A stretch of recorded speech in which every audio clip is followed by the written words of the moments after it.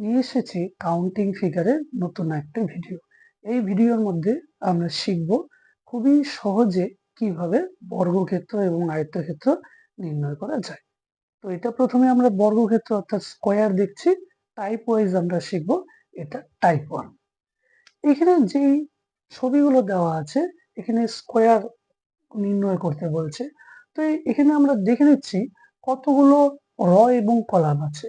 এখানে 1, 2, 3, অর্থাৎ 3টা র আছে এবং 1, 2, 3, 3টা কলাম আছে। যখন কোনো একটা বর্গক্ষেত্রের র এবং কলাম সংখ্যা সমান হবে, 3টা 3টা বা 4টা 4টা হবে, তখন আমরা কি করব?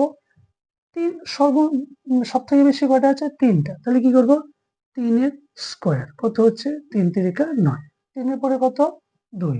2 এর স্কোয়ার, 2 2 4। এরপরে কত? 1।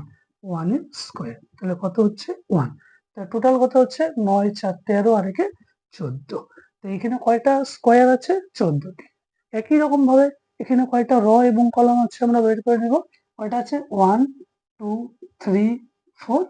আর এদিকে কতগুলো রো আছে? 1 2 3 4। অর্থাৎ র এবং কলাম সমান আছে। তা র এবং কলাম সমান থাকলে কি করি আমরা? যতগুলো আছে, তো 4 4 এর স্কোয়ার, 4 4 16, এরপরে 3 এর স্কোয়ার, 3 3 9, 2 এর স্কোয়ার, 2 2 4, আর 1 এর স্কোয়ার 1। তাহলে টোটাল কটা হলো? 16 4 20, 9 এর 10, অর্থাৎ 30টি। তাহলে এই ফিগারে কতগুলো বর্গক্ষেত্র আছে? 30টি। এইটা তখনই আমরা ইউজ করব যখন র এবং কলাম সমান হবে। খুব সুন্দর ইজিলি আমরা প্রতিটিকে স্কোয়ার করে দেবো, প্লাস করে আমরা পেয়ে যাব। এরপরে আমরা নেক্সট স্টেপটা দেখছি। এবার আমরা দেখে নিচ্ছি স্কোয়ারের টাইপ 2। আগের চিত্রগুলোতে আমাদের কি ছিল? র এবং কলাম সমান ছিল, কিন্তু এখানে র কতগুলো আছে? 1টা 2টা 3টা। আর কলাম কটা আছে? 1টা 2টা 3টা 4টা। অর্থাৎ র এবং কলাম আলাদা আছে। তো এই ক্ষেত্রে আমরা কিভাবে বর্গক্ষেত্র নির্ণয় করব সেটাই আমরা দেখে নিচ্ছি। তো এখানে আমরা নাম্বারিং করব। কলাম কটা আছে? 1 2 3 4। র কটা আছে? 1 2 3। ঠিক আছে। আগে যেরকম সমান সমান যদি থাকতো আমরা ইজিলি বার করে নিতে পারতাম। এবার আমরা কিভাবে করব? সেটা বড় আছে, তো সেখান থেকে আমরা লিখবো 4 ইন্টু 3। অর্থাৎ এটার সাথে আমাদের কি করলো? এটাকে গুণ করে দিলাম। এইবার এখানে কি আমরা এক ঘর পর পর লিখতে দেবো। তো 4 ইন্টু 3 কত হচ্ছে? 12। এবার 4 এর আগে কত ছিল? 3 ইন্টু 3 এর আগে কত ছিল? 2। কত হচ্ছে? 3 2 6। ঠিক আছে। এবার 3 এর আগে অর্থাৎ 4 এর আগে 3 করলাম। এবার 3 এর আগে কত ছিল? 2 ইন্টু 2 এর আগে কত ছিলাম? 1। তাহলে কত হচ্ছে? 2। এটা আমাদের ততক্ষণ পর্যন্ত কমাইতে হবে। অর্থাৎ এখানে 4 ছিল, তারপরে 3 করলাম, তারপরে 2 করলাম, তারপরে আবার 1 করব। এখানে 3 ছিল, তারপরে 2 করলাম, তারপরে 1 করলাম, তারপরে 0 করব। অর্থাৎ এটা আমরা ততক্ষণ পর্যন্ত করব যতক্ষণ আমরা 0 না পাবো। এবার কি 2 এর নিচে কত আছে? 1 ইন্টু 1 এর কত? 0। তাহলে এটা আমাদের আর কি দরকার নেই, এটা 0 এসে বললো, এখানেই আমাদের শেষ হয়ে গেল। তাহলে এখানে কয়টা আছে? 12 6 18 2 20টা। ঠিক আছে। তা বোঝা গেল এটা আমরা কিভাবে করলাম। আবার বলে দিচ্ছি, সব থেকে বড় বাহু কয়টা আছে? 4টা। তাহলে এখানে আমরা 4 করলাম। আর এই পাশে কতগুলো আছে? 3টা। তাহলে আমরা 3 করলাম। এটা এই দুটোকে আমরা গুণ করলাম। এবার এই পাশ থেকে কি একটা একটা কমালাম। 4 3 2 1। এবারও কমালাম 3 2 1 0। কোথায় থামবো? যেখানে 0 আছে। তারপরে এটাকে আমরা যোগ করে দেবো। একই রকম ভাবে করছি আমরা।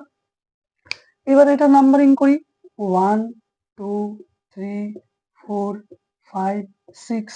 এদিকেরটা রো আছে 1 2 3 4। ঠিক আছে। তাহলে আমাদের কি করব? বড় থেকে শুরু করব। কত আছে? 6। 6 ইন্টু 4। বুঝতে পারলাম যে 6 ইন্টু 4 তা কত হচ্ছে? 4 6 24। এবার কি করতে হবে? এই 6 এর ঘর থেকে 6 5 4 3 2 এক ঘর কমিয়ে কমিয়ে যাব, আর 4 থেকেও এক ঘর কমিয়ে কমিয়ে যাব। তা 6 এর আগে কি আছে? 5 ইন্টু 4 এর আগে কত? 3। কত হচ্ছে? 15। ঠিক আছে। 5 এর আগে কত হচ্ছে? 4 ইন্টু 3 এর আগে কত হচ্ছে? 2। তাহলে কত হচ্ছে? 4 2 8। 8, 3 এর আগে কত হচ্ছে 1, সরি 4 এর আগে 1, 2 এর আগে কত হচ্ছে 1 ইজ ইকুয়াল টু 3।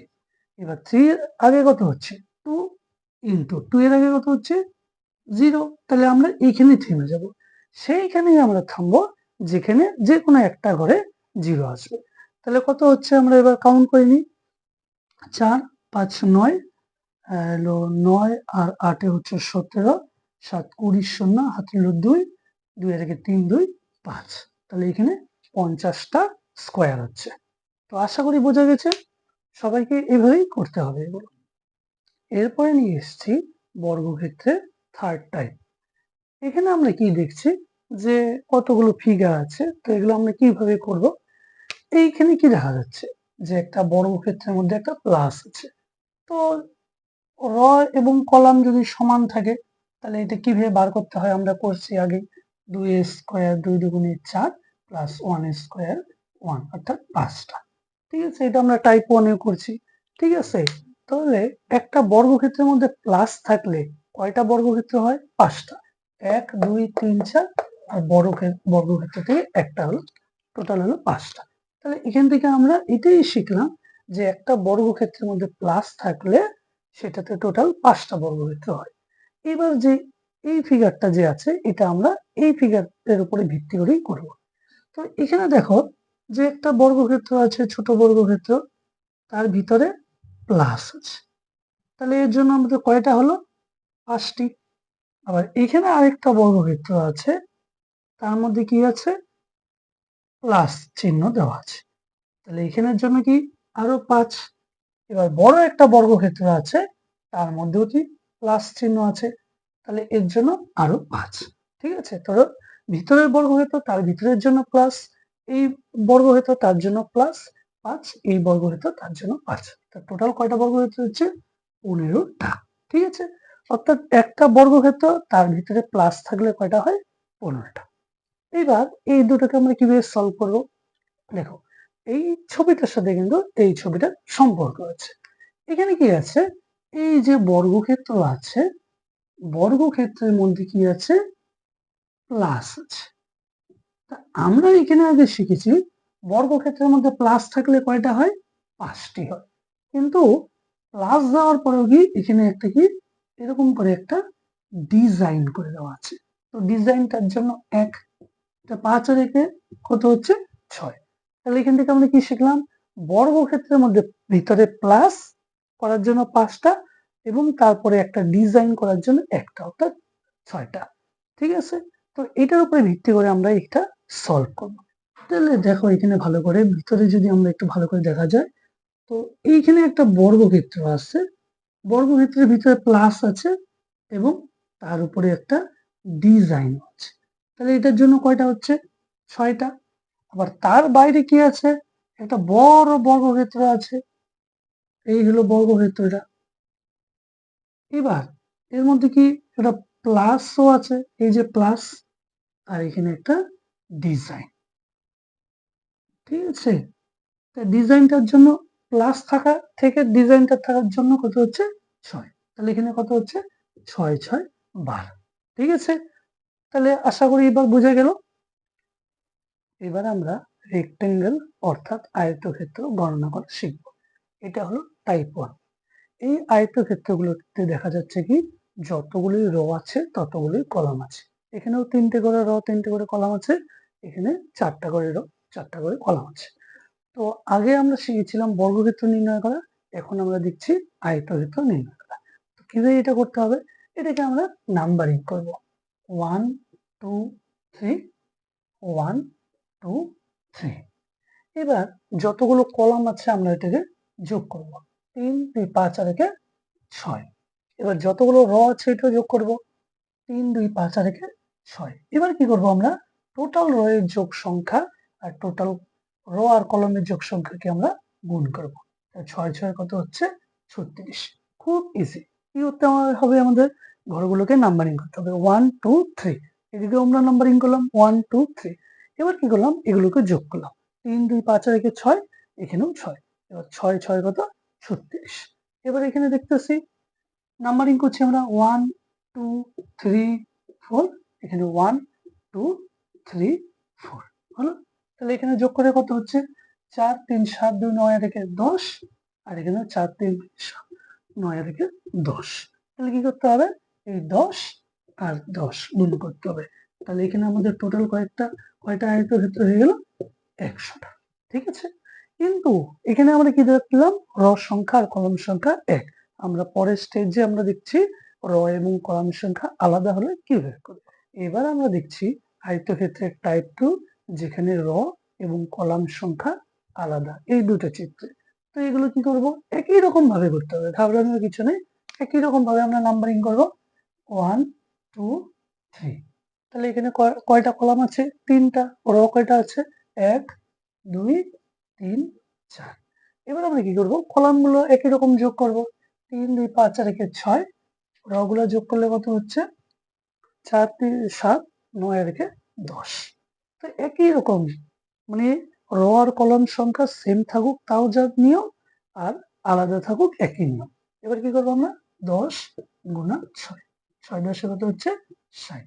একই রকম এটা 1 2 3 4 5 6, আর এদিকে 1 2 3 4।